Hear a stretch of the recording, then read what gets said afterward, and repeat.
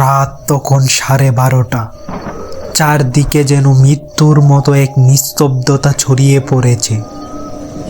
পুরো জঙ্গলটা একদম শান্ত আর শুনশান। এমন থমথমে পরিবেশে কালো এক আলখাল্লা পরা এক রহস্যময় ব্যক্তি হাতে একটি জ্বলন্ত লণ্ঠন নিয়ে সামনের দিকে এগিয়ে যাচ্ছিল। তার প্রতিটি কদম এগিয়ে যাচ্ছিল জঙ্গলের মাঝে থাকা এক পুরনো কুয়োর দিকে।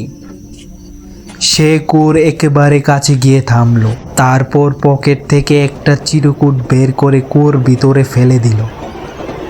এরপর পরই হাতের জ্বলন্ত লণ্ঠনটাও সে কুয়োর ভিতর ছুঁড়ে ফেলে দিল।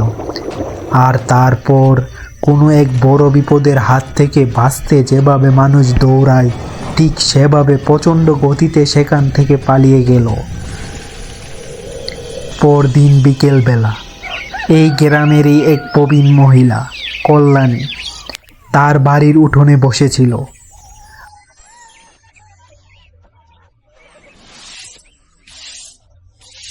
আরে ও অলস মুরগি, কতক্ষণ ধরে এই এক কোণেই লেগে থাকবি? এবার একটু এগিয়ে এসে এখানের জায়গাটাও ঝাড়ু দিয়ে দে।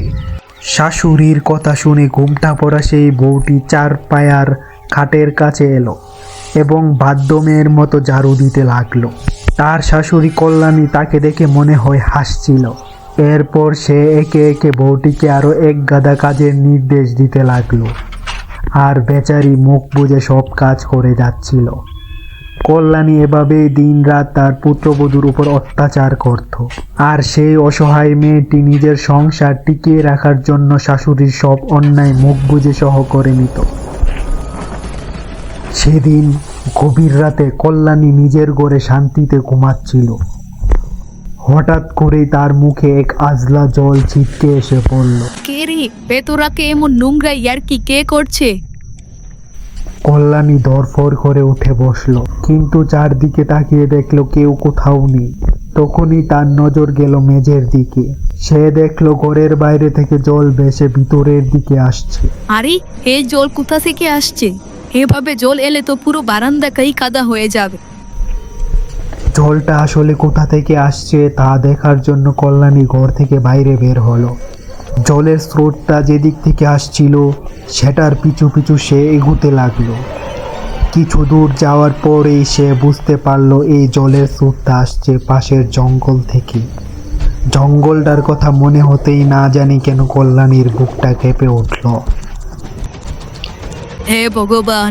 সে এক অজানা বয়ে চটজলদি বাড়ির দিকে ঘোরার চেষ্টা করলো, কিন্তু সে ঘোরার আগেই কোনো এক অদৃশ্য শক্তি অন্ধকার থেকে এসে তার পা দুটোকে হেঁচকা টান দিল।